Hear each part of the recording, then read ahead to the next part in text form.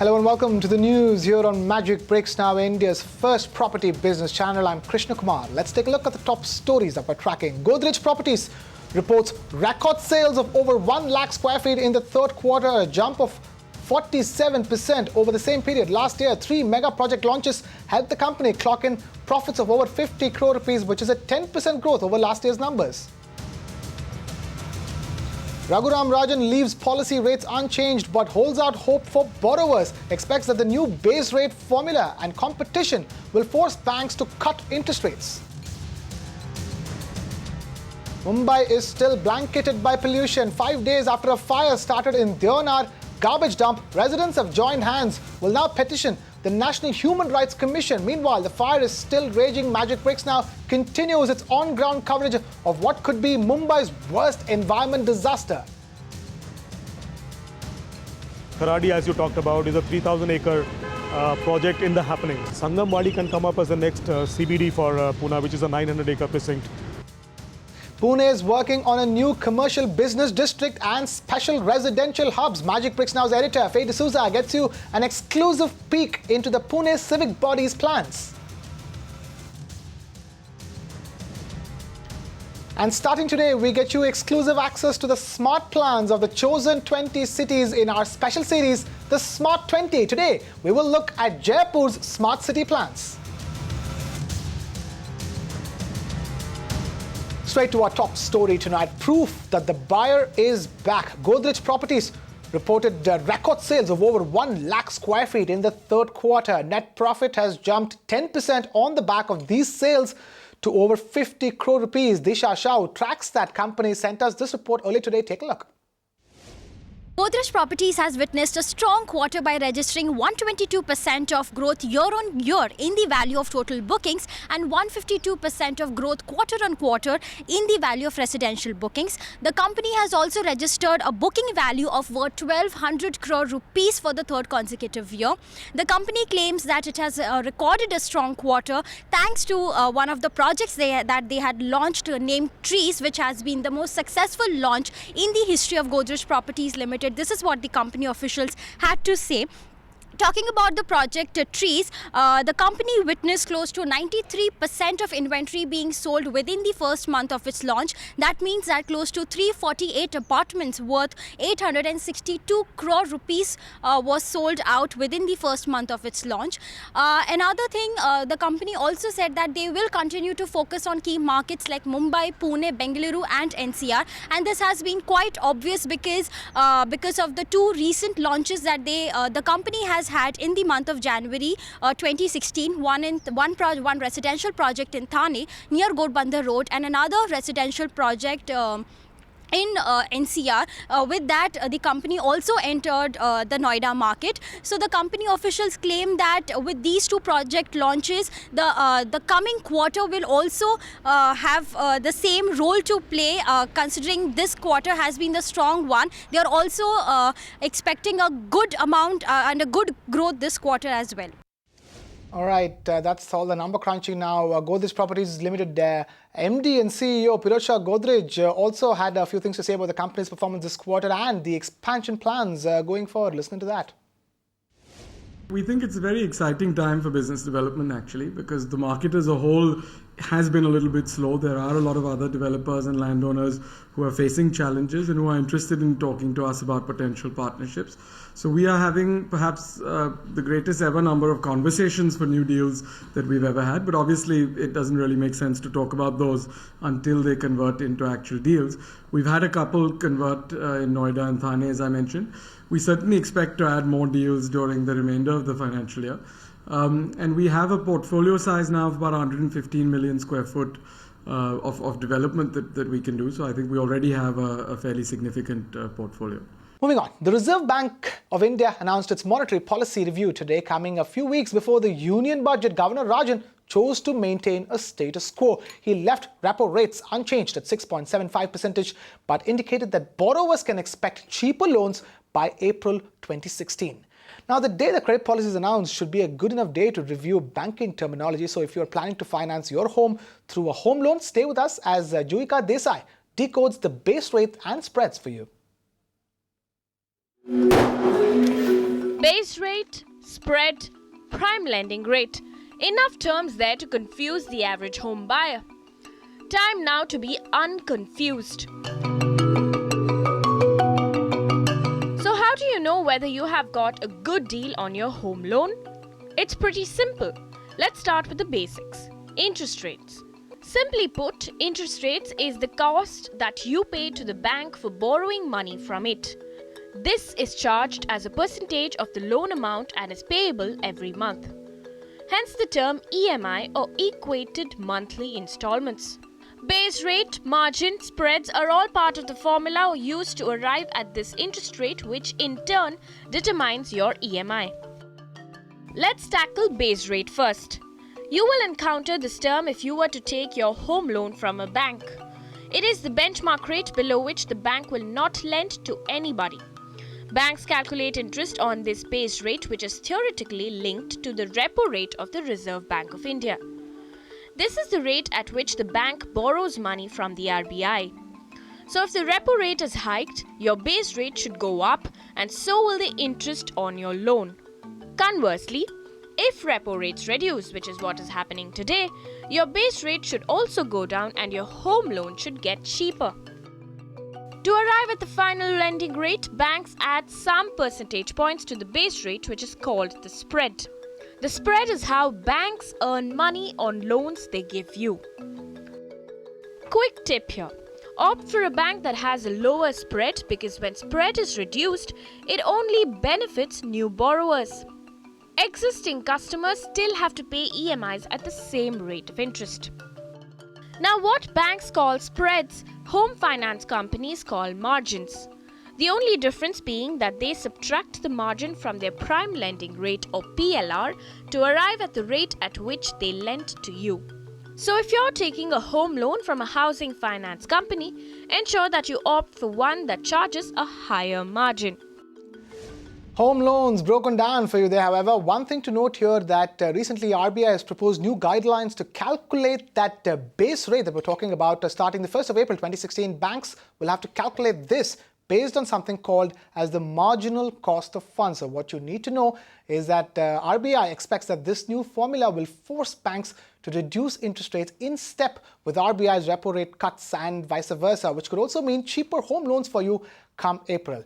Now that we've understood the basics of what all this means, let's get a detailed report on what the credit policy review today was all about. Take a look. Your home loan will not get cheaper just yet, but expect banks to transmit policy rate cuts faster come April 2016. This is when the new formula to calculate base rates will kick in. That was the word coming in from Governor Rajan at the post-policy press conference on Tuesday morning. I believe that the marginal cost loan pricing, which will kick in April 1st, will actually help transmission. And I think it will be an improvement over the earlier base rate. As you know, banks will move to that for new loans. I think transmission basically will happen. And as I've said continuously, eventually banks will be forced by competition to transmit. Till date, RBI has cut the repo rate by 1.25%. Banks, however, have passed on only 0.6% of this rate cut to borrowers. Base rates, or the rate below which banks do not lend, currently range between 9.3 to 9.7%. Bankers, however, chose to play down expectations of home loans getting cheaper anytime soon.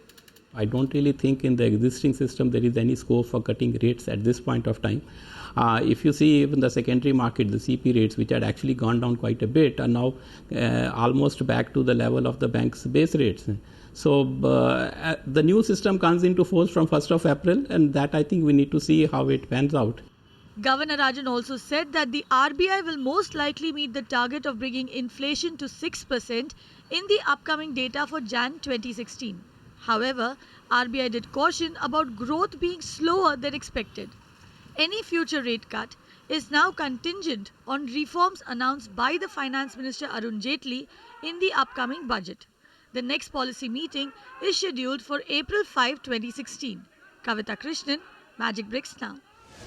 Now, talking about home loans, if you are tired of paying higher EMIs for that home you've invested in, here's a new scheme in the market for you. SBI has launched a new scheme called Flexi Pay that allows you to pay lower EMIs for the first 3 years of your repayment cycle.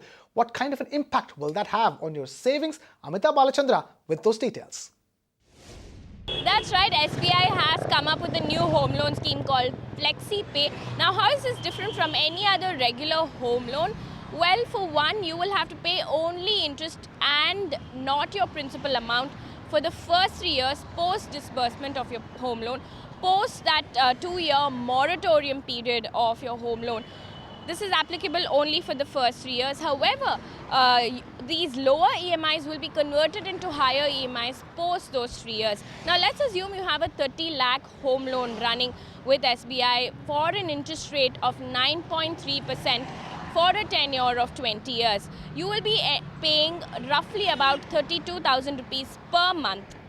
Now, applying this home loan scheme, with the same loan amount for the same tenure with the same interest rate, you will be paying for the first 3 years roughly about 26,000 rupees. So that's a good 5,700 rupees savings per month for the first 3 years. However, there are conditions with this scheme as well. Remember, this is applicable only for the first 3 years. Post 3 years, this will be accounted for in your EMI payments. You will end up paying higher EMIs. That's one. Second, your rate of interest will remain unchanged, so there's no change there.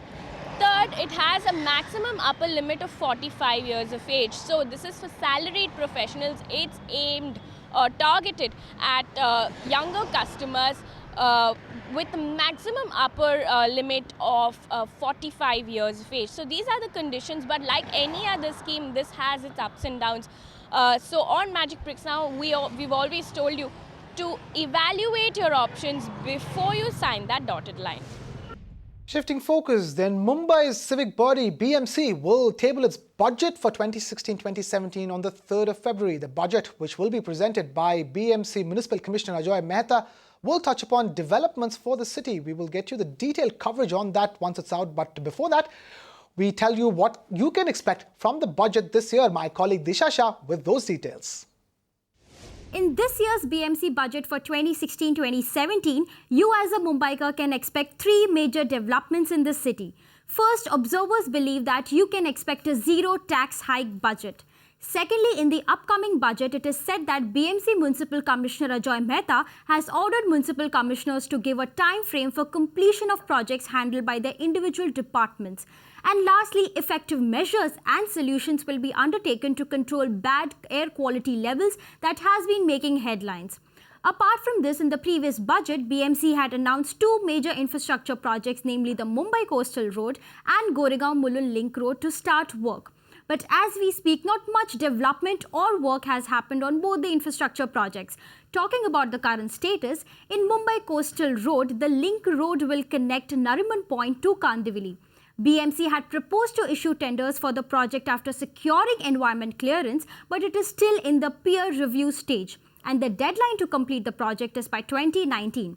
Moving on to another project, Goregaon-Mulund Link Road, which has been proposed to improve east-west connectivity in this city. It will also help reduce traffic congestion. The tenders for the first phase has been issued in the month of January this year. But the work will begin only in the next 6 months, says BMC officials. Now, Magicbricks now brings you yet another exclusive, and this time we visit the city which ranked number 2 in the Smart City race. Our editor Faye D'Souza caught up with Pune's Municipal Commissioner Kunal Kumar to have an exclusive concrete dialogue. Listen to that one. We know that in Pune, Kharadi is seeing a lot of the job creation. Hinjewadi has always been an IT hub. What are the other hubs that you're looking at other than the 3 I just talked about? There are multiple such hubs in Pune. In fact, if you see the area of Kothurud, it's a residential precinct where people, there's a huge residential population. That's another residential area which can come up. Kharadi, as you talked about, is a 3,000-acre project in the happening. So I would say very soon we'll be able to look at Kharadi. Then Mundwa is another area which is just come into the city. So there's a lot of open land, and through town planning schemes and various other mechanisms that can be really developed well. Sangamwadi can come up as the next CBD for Pune, which is a 900-acre precinct. We have locations in Lohgaon, which is near the airport, which can come up beautifully because places near the airport are always prime. Then we have this Pashan area, which is close to Aund, which has also got a fair amount of vacant land. So these are some of the examples I can give you. And as I said, next 2 to 3 years we tackle Aund, Baner, Balewadi, and then straight away move to these locations. So 3,000 acres, 2,000 acres, 900 acres.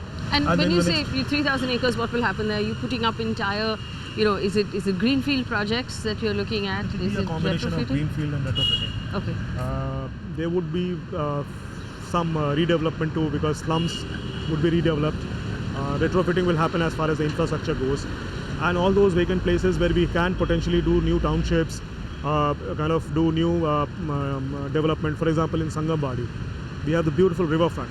And so near the riverfront, we can have promenades, we can have, beyond the promenades, we can have restaurants and community centers like clubs, and subsequently we have offices and then residential complexes. So it's kind of a small, beautiful township, about 50,000 population, which can come up in that area. And I don't see it take more than, because the first 3 years will be a tough work because it will be a new concept. But once we are through with it, we create the model. I think within the next 10 years, we can scale it up to other 10 to 12 parts in the city. Sticking with smart cities there, now the centre has done its part of the job. They've announced the list of the 20 cities that will become smart. Now the ball is in the cities' court, and Jaipur is going full steam to make itself a smart city. Aishwarya Paliwal caught up with Jaipur's Municipal Commissioner, and she gets us this report on what citizens can expect immediately from the civic body. Aishwarya, tell us, what can citizens expect from Jaipur's smart plans? See, Jaipur Nagar Nigam has slowly, steadily making its way up. They are all set to make Jaipur smart, and they are processing this very fast. One of the first things that the citizens can expect is a card. Now, this card will be called Jaipur One, and like we have the metro card and we can travel in the metro in Delhi, this card will allow Jaipur citizens to travel on all the public transport. So you can use the BRTS or you can use the metro using just this one card. One of the major reasons why the municipal corporation wants to do this is because they are saying off late Jaipur roads have started congesting a lot. They want to decongest that, and they want to promote a lot of public transport. Another thing which they are looking at doing is that once this card will be launched, they are looking at launching an application also.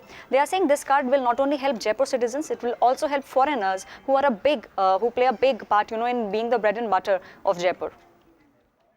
Of Jaipur is the word coming in from Aishwarya Paliwal. Thank you so much for that update. Now to give us some more perspective on Jaipur's plans, joining us is Ashutosh Pednikar, Commissioner of Jaipur Nagar Nigam. Mr. Pednikar, thank you so much for joining us here on the news and Magicbricks. Now my first question to you is, what is your immediate plan going forward?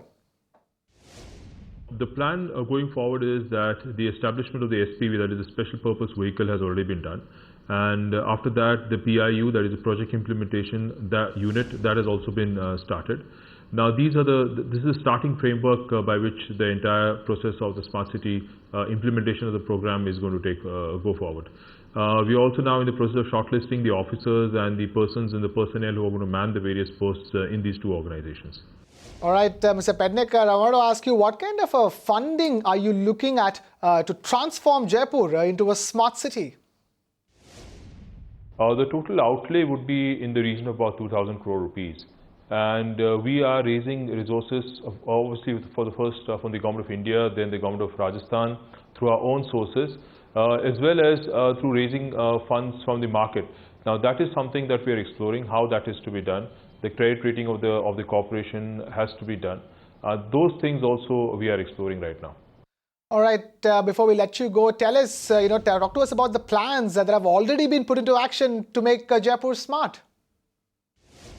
In fact, today we had a meeting in the morning with the CIA officials, and we have already started a green roof initiative, where on the Nagar Nigam roof itself we have started implementing, where we are encouraging people to grow vegetables on rooftops, as well as to have solar rooftops.